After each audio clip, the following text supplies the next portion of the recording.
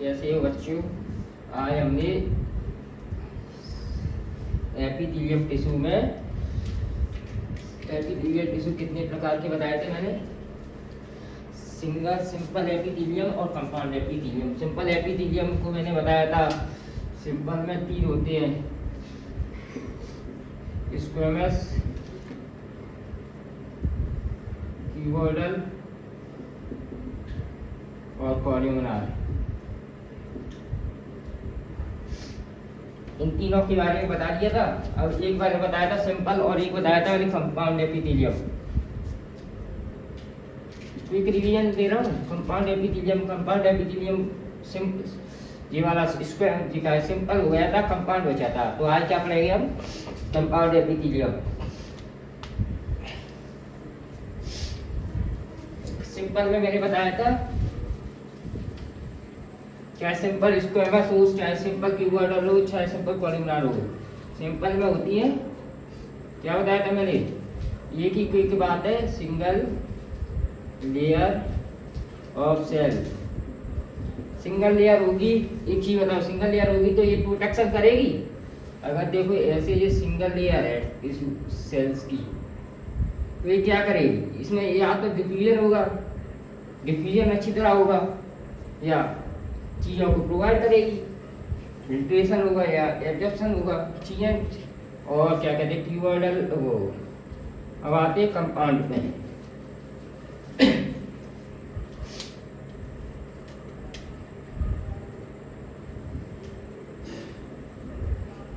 Compound epithelium. Compound epithelium क्या होता है? मोर देन 2 या और मोर लेयर ऑफ सेल। मतलब सेल्स की 2 या 2 से अधिक लेयर होती है, उसको क्या कहते हैं? Compound epithelium. और कंपाउंड एपिथेलियम के बारे में एक चीज बताओ, ये इसका लिमिटेड रोल होता है फिल्ट्रेशन में, इसका मेन रोल होता है प्रोटेक्शन में। और लेयर ऑफ सेल बताइए मैंने। एपिथेलियल टिश्यू होगा वो बेसमेंट मेम्ब्रेन पे ही बैठेगा।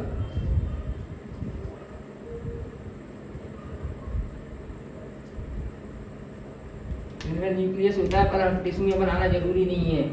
अब आप समझ गए हैं। सेल्स की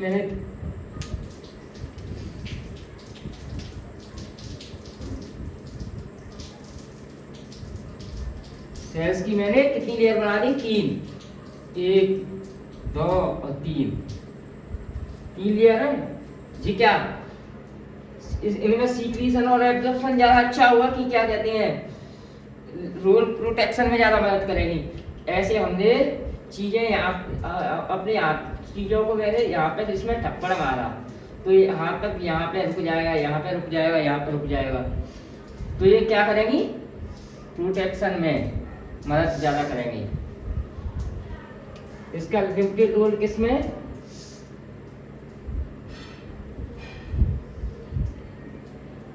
limited role secretion and absorption. Main role किसमें? Main role is protection. किसमें?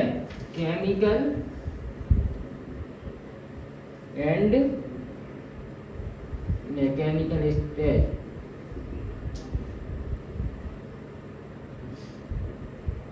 केमिकल और मैकेनिकल क्या होता है?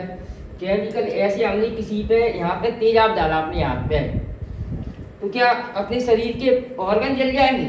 अपने हाथ पे मैंने ऐसे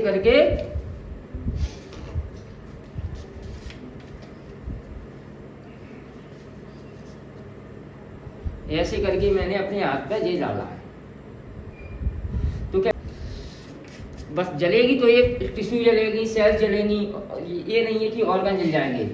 इसको तो बोलते हैं केमिकल। और फिजिकल किसको बोलते हैं? अब मैंने थप्पड़ मारा अपने हाथ में, तो क्या मेरा हाथ टूट गया? पहले अगर चोट मैंने मारी है, अगर ज़्यादा चोट की मारोगे तो टूट भी सकती है। तो इंजर्ड, पहले इंजर्ड क्या होगा? टिश्यू, डायरेक्ट हड्डी तो टूटेगी नहीं, इसीलिए केमिकल एंड मैकेनिकल स्ट्रेस लिखा है।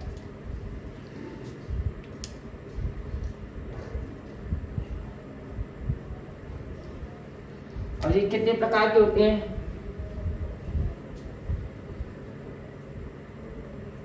ट्रांजिशनल,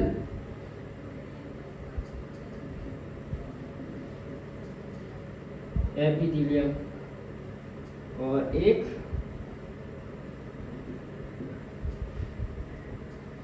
स्ट्रेटिफाइड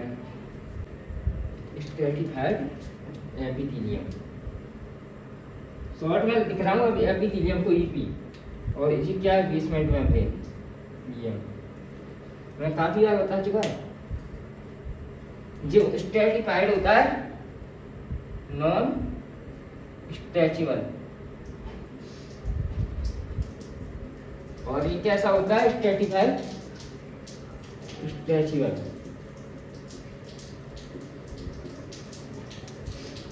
इसका एग्जाम्पल है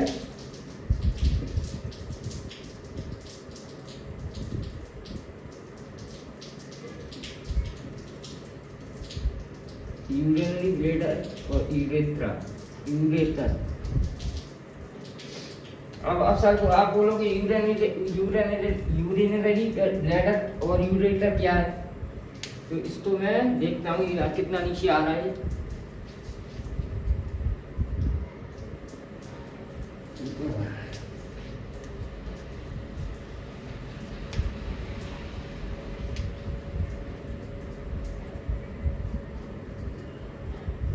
ये हमारी क्या है?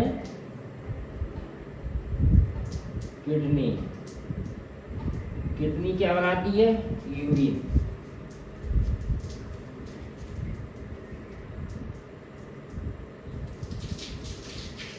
किडनी क्या बनाती है? यूरिन।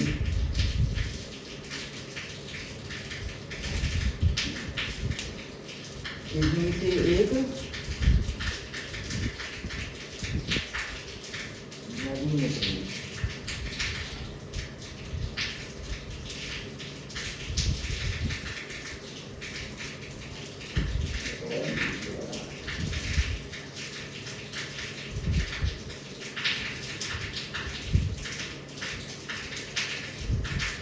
किडनी से ये एक यूरिन निकली। देखो कितना नीचे और आ रहा है।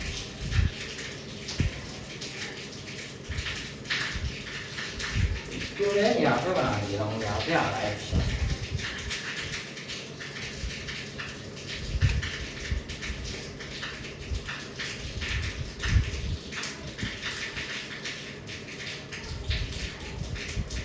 यहाँ पे अच्छा है, यहाँ पे बना दिया।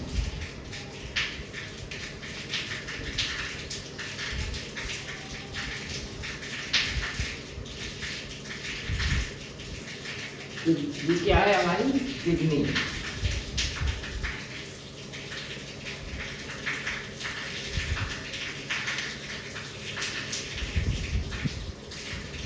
किडनी से दो नदी निकली है।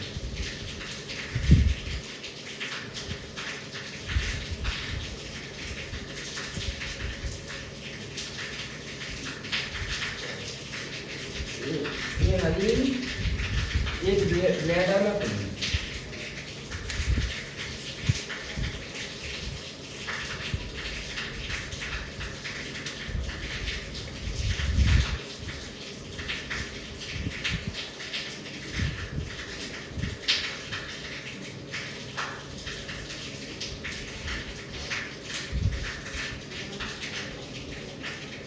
ये नदी ये ब्लैडर में खुली।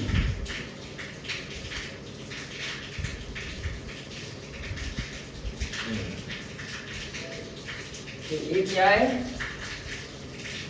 किडनी, और ये भी दोनों किडनी है। और ये क्या है?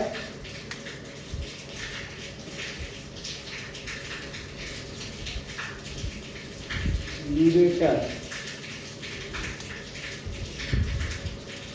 क्या है?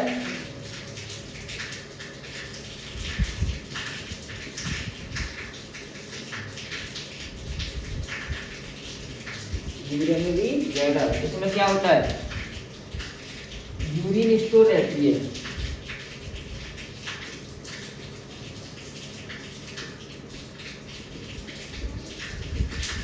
क्या होता है? क्या है यूरिन?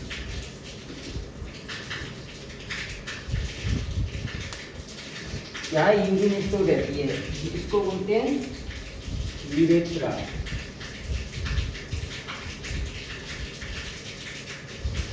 अब समझ में आया? अभी अब क्या है स्ट्रेटिफाइड, इसको मैं अगली वीडियो में बताऊंगा। अब देखो कंपाउंड एपिथेलियम मैंने बताया था। कंपाउंड एपिथेलियम में क्या होता है? टू और दो लेयर ऑफ सेल होती है। देखो एक लेयर, दो लेयर और तीन लेयर। और एपिथेलियम किस पे बैठता है? बेसमेंट मेम्ब्रेन पर। इसमें लिमिटेड रोल होता है secretion and absorption. Main role क्या होता है? प्रोटेक्शन। और मैंने बताया था एपिथेलियम को, कंपाउंड एपिथेलियम दो प्रकार का होता है, ट्रांजिशनल एपिथेलियम और स्ट्रेटिफाइड एपिथेलियम।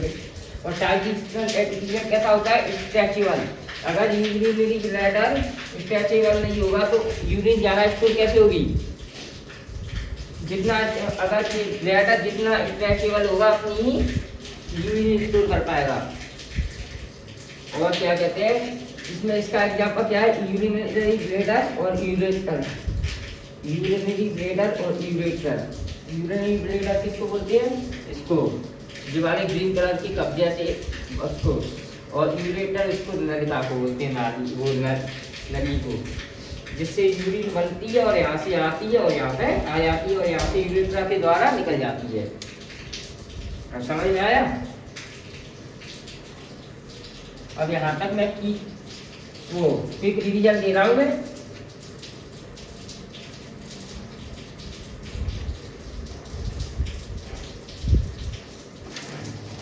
शुरुआत क्या होता? मैंने क्या पढ़ाया? Animal tissue.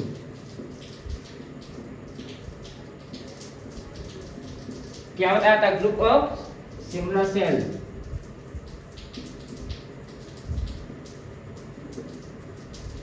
Cell along with, चित्र से समझा रहा हूँ मैं डायरेक्ट, लिख के तो बहुत टाइम लग जाएगा।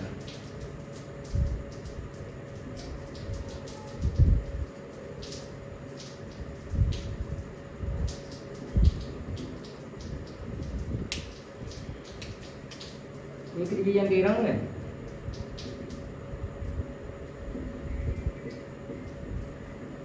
एनिमल टिश्यू बना दिया मैंने ये। इसमें क्या दिख रहा है? ग्रुप ऑफ सेल्स है। कैसी है ये? देखने में सिमिलर है। इनके बीच की स्पेस को क्या बोलते हैं? Intercellular space. और इंटरसेलुलर स्पेस में क्या बना होता है? Intercellular substance. इसको क्या बोलते हैं? मैट्रिक्स। तो इसकी डेफिनेशन क्या बनी? Group of similar cell along with intercellular space, और इंटरसेलुलर स्पेस में इंटरसेलुलर मैट्रिक्स बना होता है। और एनिमल टिश्यू कितने प्रकार के होते हैं? दो प्रकार के। सिंपल, पूरा समझा दिया हो रहा है।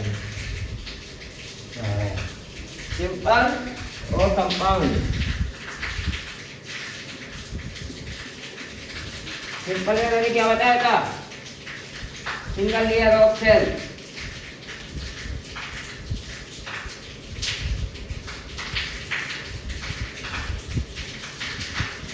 Squamous, cuboidal, columnar.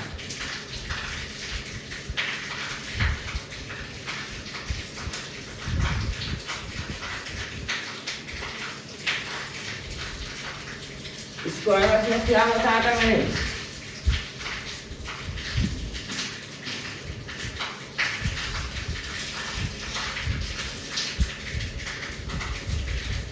बताओ। स्क्वेमस के फंक्शन डिफ्यूजन और फिल्ट्रेशन, ये कहाँ कहाँ पाया जाता है?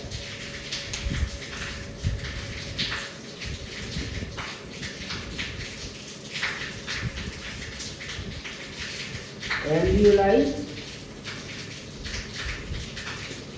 और lung wall of blood vessel. Alveoli lung में एक अंगूर के गुच्छे जैसा ऑर्गन होता है, इसको एल्वियोलाई ऑफ लंग कहते हैं। एल्वियोलाई होती है लंग के अंदर, और wall of blood vessel, blood vessel मैंने बताया था कौन कौन सी होती हैं, बताओ?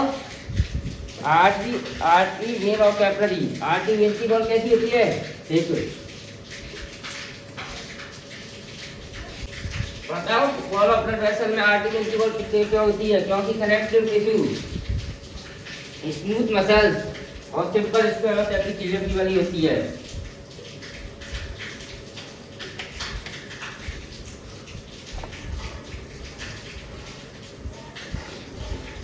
इसका मतलब हो गया। अब आगे कीवर्ड है एपिथेलियम में। कीवर्ड में क्या बताया था? ट्यूबलाइट सेल होती है,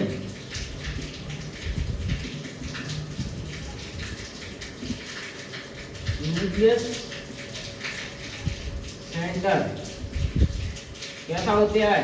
राउंड। इसका फंक्शन क्या है?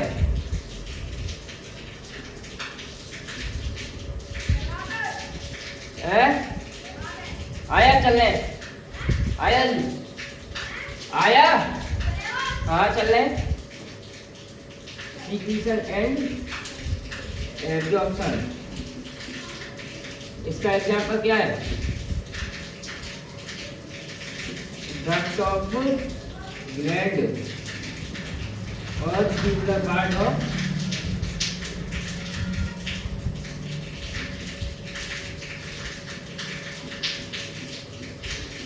डक्ट ऑफ ग्लैंड में आगे बताऊंगा, मैंने वैसे तो बता दिया। ट्यूबुलर पार्ट ऑफ नेफ्रॉन क्या होता है? नेफ्रॉन के अणु होते हैं, नेफ्रॉन में पीसीटी डीसीटी, अब बताया था कि नहीं? और आगे कॉलमनार,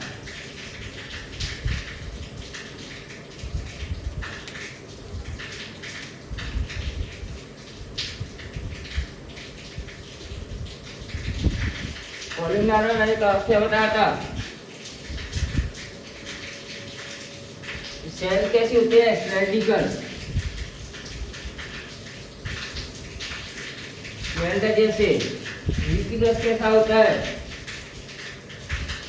इलोंगेटिव। कहाँ पाया जाता है? Basal part of cell.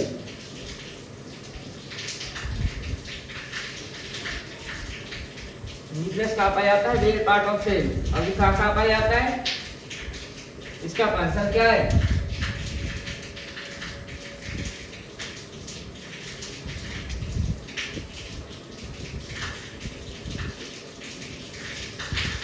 Secretion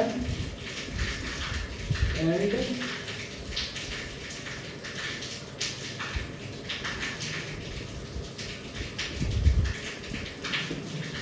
secretion and absorption, ये कहाँ पाया जाता है?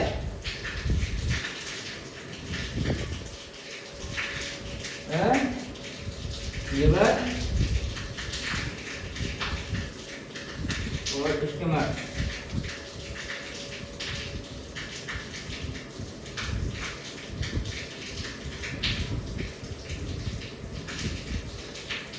तीनों के तीनों मैंने एक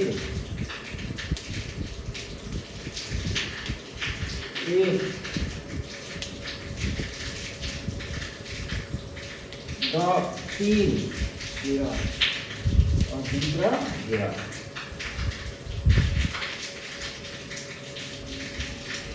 मैंने तीनों के तीनों समझा दिए हैं।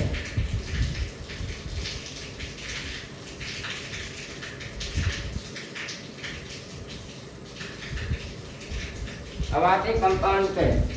कंपाउंड को मैंने अभी समझाया है, यहाँ पे बता दे रहा हूँ मैं।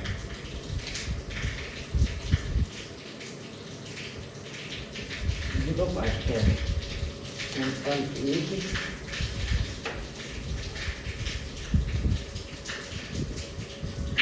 Number, second number.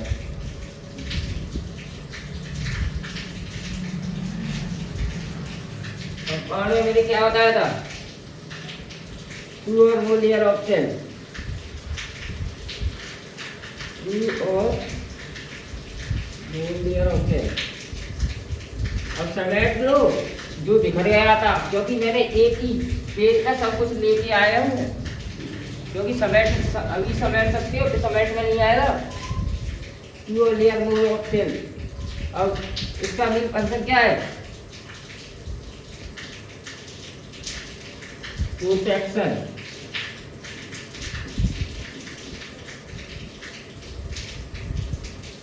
प्रोटेक्शन। अब इनमें और इसमें, सिंपल में और कंपाउंड में क्या अंतर है, इसमें डिफ्यूजन है, रिफ्लेक्शन है, इसमें डिफ्यूजन एंड एब्जॉर्प्शन है, और इसमें भी डिफ्यूजन एंड एब्जॉर्प्शन है, और ये करता है प्रोटेक्शन में। अब आते इसके प्रकार, कंपाउंड भी दो प्रकार का होगा, जैसे कि सिंपल में सिंपल, स्क्वायरस, कीवर्डर और कॉलमनर, 3 प्रकार के होते हैं। और ऐसे ही ये कंपाउंड भी तो होगा, तो कंपाउंड में 2 प्रकार का होता है। नंबर 1 ट्रांजिशनल, और दूसरा स्ट्रेटिफाइड। ट्रांजिशनल कैसा होता है, स्ट्रेचेबल,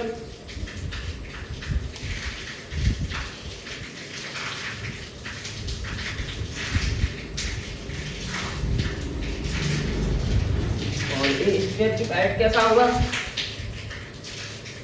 नॉन स्ट्रेचेबल।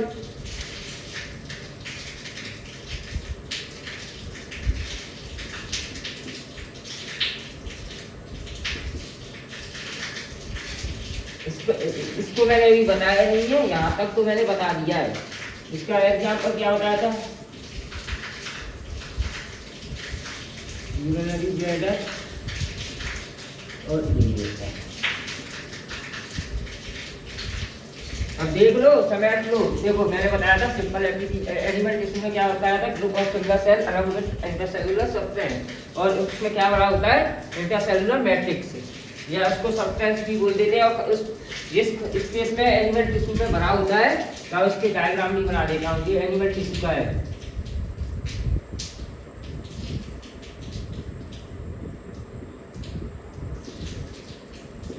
सबके डायग्राम बनाने के बाद मैं तुम्हें एक साथ बताऊंगा।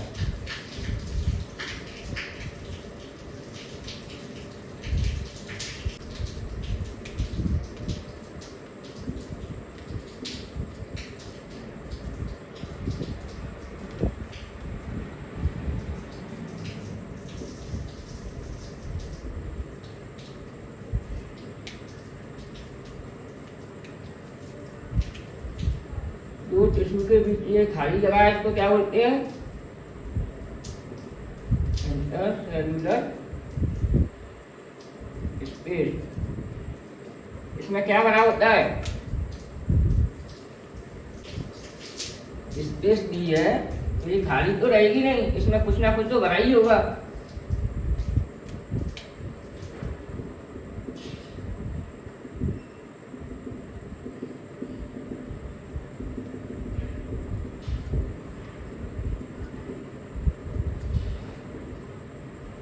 डायग्राम बना रहे हो, फिर समझ आ जाएगा।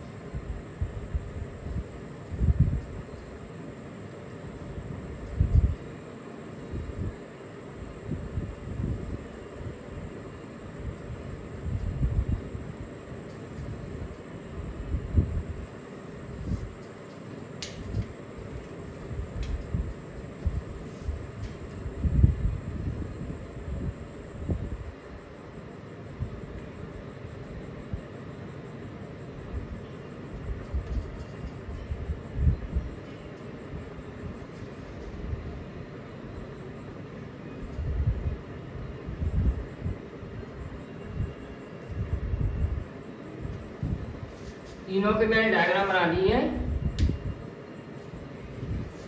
देखो एनिमल टिश्यू में ग्रुप ऑफ सिमिलर सेल दिख रही है, इंटरसेलुलर स्पेस दिख रहा है, इंटरसेलुलर स्पेस में सब्सटेंस भरा है। अब आते हैं एनिमल टिश्यू में, सबसे पहले आता है एपिथेलियल टिश्यू। एपिथेलियल टिश्यू के एपिथेलियल टिश्यू मैंने लिखना भूल गया हूँ मैं, कंपाउंड को बता देते हैं, एपिथेलियल को बता देते हैं। एपिथेलियल टिश्यू के ये प्रकार सिंपल में पहले आता है सिंपल एपिथेलियम,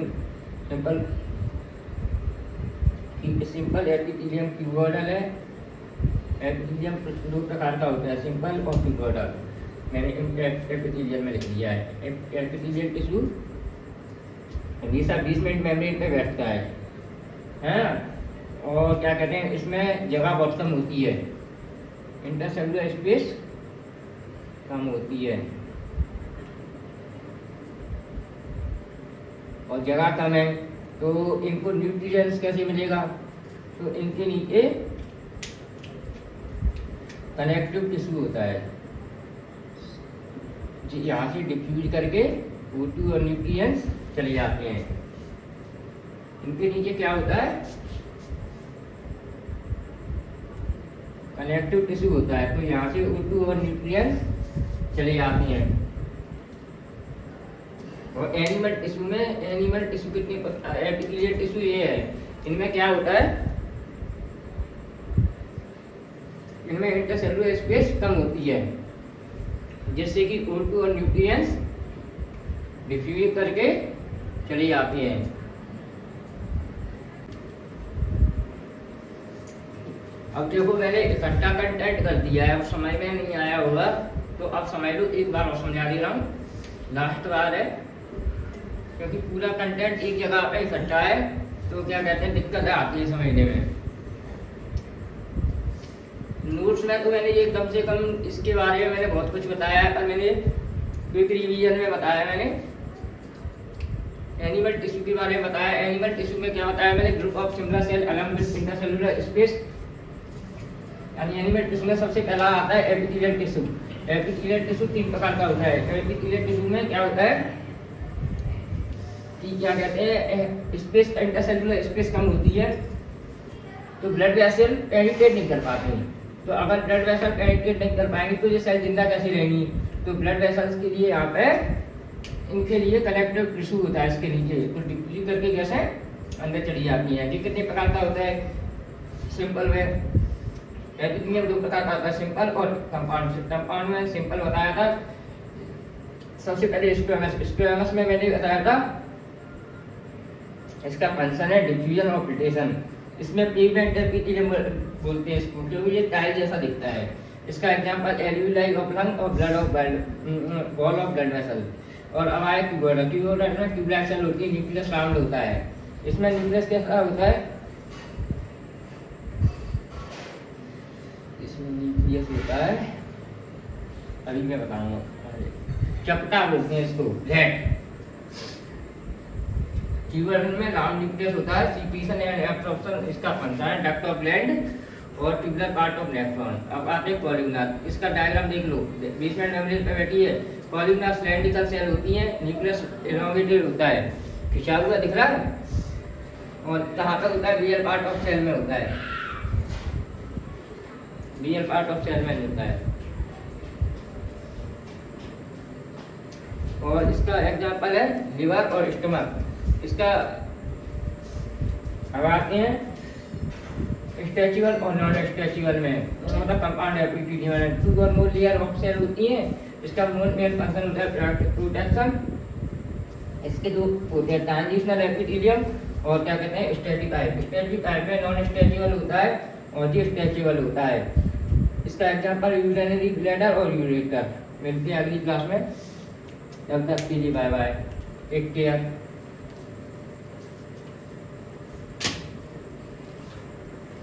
वो करेक्ट को भाई, अबे भाई खाना खाए भी ना ले आई, खाना